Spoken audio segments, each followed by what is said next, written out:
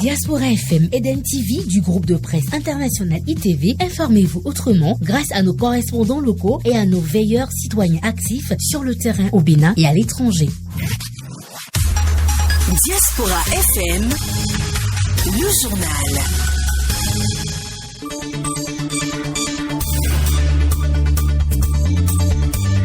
Bonsoir à toutes, bonsoir à tous. Mardi 14 septembre 2021, le JP Soir. Bienvenue, voici les titres.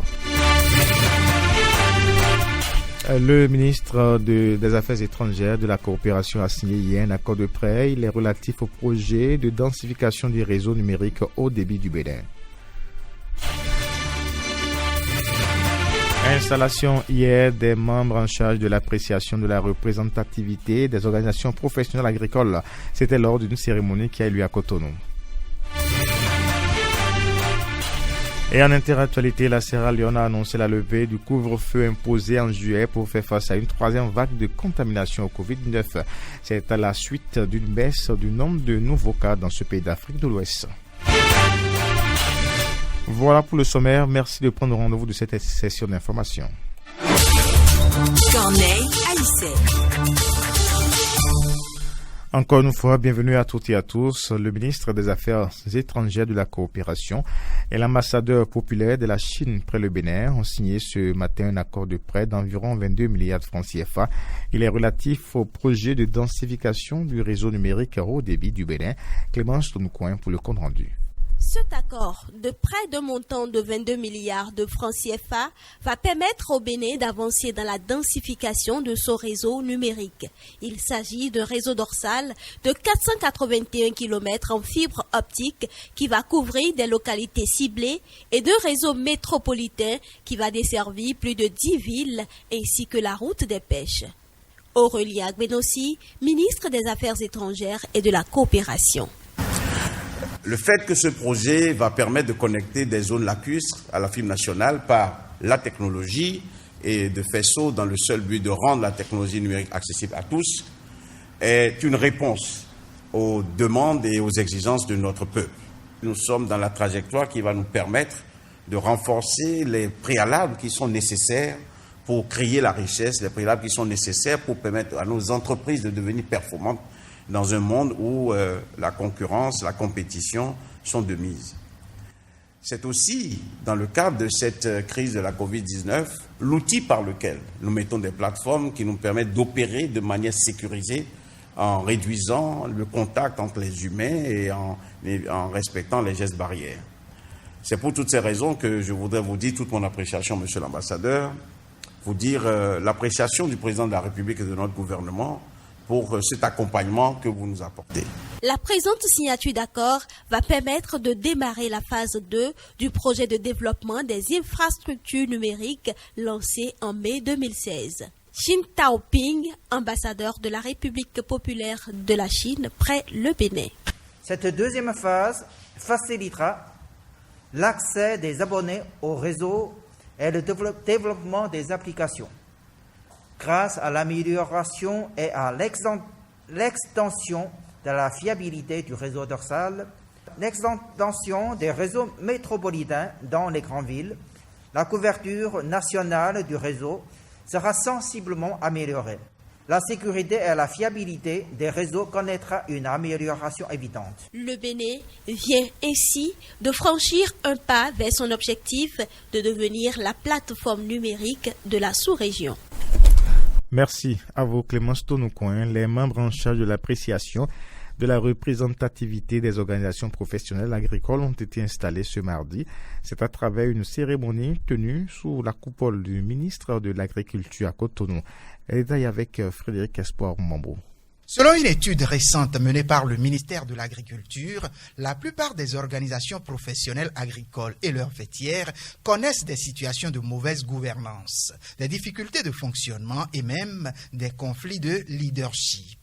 Une situation dont le ministre de l'Agriculture, Gaston Dossoui, révèle ici les conséquences. Cette situation a conduit à plusieurs écueils dont, entre autres, la multiplicité des réseaux d'acteurs au sein d'une même famille professionnelle la faible culture de réédition de comptes et de redevabilité, la gestion solitaire par certains leaders d'OPA, le non-renouvellement à échéance des mandats des organes statutaires, l'absence ou l'insuffisance de synergie et de complémentarité entre partenaires d'appui aux OPA et le financement des organisations non représentatives et parfois non fonctionnelles. Cette cérémonie s'inscrit donc dans le cadre de mettre un terme à de pareilles situations. Outre l'installation des membres du comité chargé d'apprécier la représentativité des organisations professionnelles agricoles, elle lance également les opérations d'inscription au registre digitalisé de ces organisations agricoles, comme le précise ici le ministre. Des statistiques fiables, actualisées sur les organisations professionnelles agricoles qui animent le secteur agricole dans ces départements. Une seule OPA sera désormais l'interlocutrice légale du ministère par maillon et par filière. C'est donc à ce devoir patriotique que votre qualité de membre vous investit. Il s'agit pour vous de mener des analyses minutieuses et approfondies afin de proposer à ma reconnaissance l'OPA la plus représentative par collège ou famille d'acteurs et par filière agricole. Prenant la mesure des choses, le président du comité ainsi installé s'engage à bien conduire les travaux. Nous, membres du comité chargé de l'appréciation de la représentativité des OPA filières, nous nous engageons à jouer notre partition en toute impartialité et objectivité.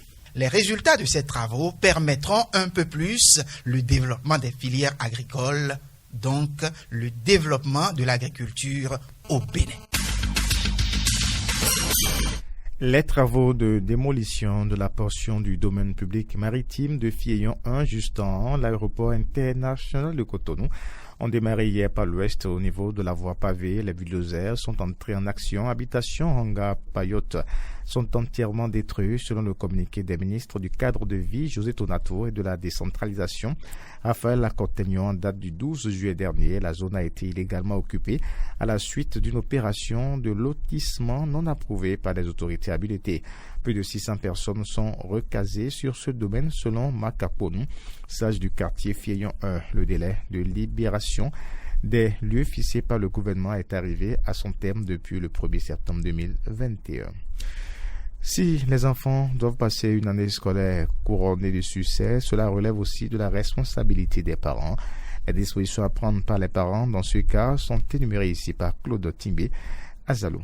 Les parents doivent nécessairement veiller d'abord à la préparation psychologique de l'apprenant, parce qu'il faut une préparation psychologique, et donc petit à petit il faut que les parents commencent à rappeler aux enfants que la rentrée va démarrer, et cette préparation psychologique ne prend pas une préparation organisationnelle, donc ils doivent aider l'apprenant à organiser son emploi du temps, et donc chaque jour il faudrait que l'apprenant puisse savoir ce qu'il doit faire. De telle heure à telle heure il a cours, de telle heure à telle heure il doit déjeuner, de telle heure à telle heure il doit dormir, de telle heure à telle heure il doit prier, et donc tout doit être calculé à la minute, et je dis bien à la minute, et le parent doit faire cet exercice avec l'apprenant, et tout en considérant tout ce que l'apprenant aime comme distraction, parce qu'il faudrait que pendant l'année scolaire l'apprenant puisse avoir quelques petits instants pour pouvoir se divertir, parce que la meilleure manière pour le cerveau de se reposer, c'est de vaquer un peu à d'autres petites occupations. Et donc les parents doivent jouer ce rôle, et jouer également le rôle de préparateur financier. On n'est pas sans savoir qu'une rentrée, il faut beaucoup d'argent, il faut des matériels. Le parent doit préparer tout ce qui est fourniture scolaire, tout ce qui est frais d'inscription, frais de ci, frais de ça et tout. Au niveau des apprenants, il faudrait qu'ils soient réellement assidus, qu'ils doivent suivre le programme et l'emploi du temps établi par le parent et lui-même, puisque l'emploi du temps doit être établi par les deux de concert. L'apprenant doit réellement prendre l'engagement de respecter cet emploi du temps et de bien suivre les cours afin de réussir aux examens qu'il doit passer à la fin de l'année, à la fin de chaque semestre ou trimestre. Quelques conseils pour une bonne rentrée et une année scolaire réussie. C'était donc les conseils de Claude Timbé Azalou. Depuis le 2 décembre 2019, la direction des impôts DGI a lancé la phase de généralisation de la réforme sur les factures normalisées avec pour appel à l'utilisation obligatoire des machines électroniques et certifiées de facturation MECEF. Que comprendre alors par facture normalisée et quels sont ses avantages? Éléments de réponse dans ce reportage de Arnaud Moriagua. Ce que c'est que la facture normalisée, je n'en sais rien de ça. J'entends parler de facture normalisée, mais je ne connais pas. J'entends seulement, mais je ne connais pas. La facture normalisée n'est pas connue de tous. C'est quoi alors une facture normalisée? Docteur Franciscain Agbaza, spécialiste de comptabilité, contrôle et audit, nous en parle. Une facture normalisée, c'est un outil de gestion et de contrôle interne qui permet véritablement de diminuer la concurrence déloyale au niveau des opérateurs économiques et de réduire la fraude fiscale. Il faut aussi noter que, outre les éléments classiques de la facture ordinaire, la facture normalisée comporte quelques éléments de sécurité de la Direction générale des impôts, tels que le numéro d'identification de la machine qui sert à délivrer la facture normalisée, et la signature et puis un code numérique. La facture normalisée déjà adoptée par plusieurs pays en Afrique, comme le Kenya, le Rwanda, comporte plusieurs avantages. D'abord, au niveau de l'entreprise, la facture normalisée permet de parfaire la comptabilité de l'entreprise. Ça permet d'améliorer la comptabilité de l'entreprise. La facture normalisée vous permet véritablement d'éviter les manipulations des nombres comptables. Quand on parle de manipulation des nombres comptables, c'est qu'il y a certains opérateurs économiques véreux qui diminuent l'assiette d'impôt, c'est-à-dire par exemple le chiffre d'affaires de l'entreprise afin d'amoindrir l'impôt qu'il faut payer à l'État. Donc la facture normalisée permet véritablement d'éviter ça. La facture normalisée au niveau de l'entreprise, ça permet de réduire la présence des inspecteurs des impôts au niveau des entreprises. Vous voyez? Donc il y a autant d'avantages pour la facture normalisée. Comme autre avantage, en exigeant une facture normalisée, le consommateur s'assure ainsi que la TVA collectée par l'entreprise est effectivement reversée au trésor public. Ça permet à l'État de suivre les entreprises, de les contrôler pour éviter véritablement les dérapages. La facture normalisée, ça permet la justice et l'équité fiscale au niveau de notre pays. Il est à noter que la facture normalisée n'est pas réservée à une catégorie d'entreprises. Elle est à la disposition de tout le monde. On passe maintenant à l'interactualité. Les nouvelles africaines et internationales. La Sierra Leone a annoncé la levée du couvre-feu imposé en juillet pour faire face à une troisième vague de contamination au Covid-19 à la suite d'une baisse de nombre de cas dans ce pays d'Afrique de l'Ouest. Dans un communiqué lancé hier, le Centre national de lutte contre la Covid-19 NACOVEC a annoncé la levée immédiate de ces couvre-feux qui étaient en vigueur de 23h à 5h ainsi que les restrictions sur les rassemblements. Le Centre national de lutte contre le Covid-19 précise en outre que toute personne entrant dans un bâtiment public devra montrer la preuve qu'elle a reçu au moins une dose de vaccin. La justice algérienne a condamné hier pour incitation à la haine l'auteur d'une vidéo virale appelée à rayer de la carte la Kabylie, une région frondeuse à l'est d'Alger, a indiqué la Ligue algérienne des droits de l'homme à l'origine de la plainte contre lui. Après avoir entendu qu'on le soupçonnait d'avoir mis le feu à la forêt, il s'était rendu à la police. Des images relayées par des réseaux sociaux avaient montré la foule entourant le fourgon de police et extirpant l'homme du véhicule après l'avoir frappé. Le président russe Vladimir Poutine est tenu de s'isoler après la découverte de cas de Covid-19 au sein de son entourage, a annoncé aujourd'hui le Kremlin. En raison des cas identifiés de coronavirus dans son entourage, Vladimir Poutine doit respecter un régime d'auto-isolement pendant une certaine période de temps, a précisé la présidence dans un communiqué annonçant que le chef de l'État russe n'allait donc pas participer en personne à un sommet régional à Tadjikistan.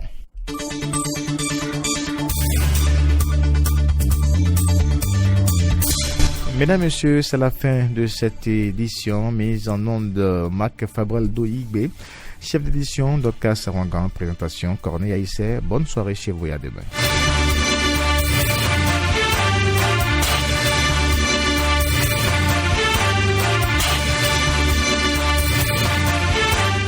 De l'éducation à la culture, de la culture à la politique, informons-nous sur Diaspora FM, la 102.3, la radio du développement local.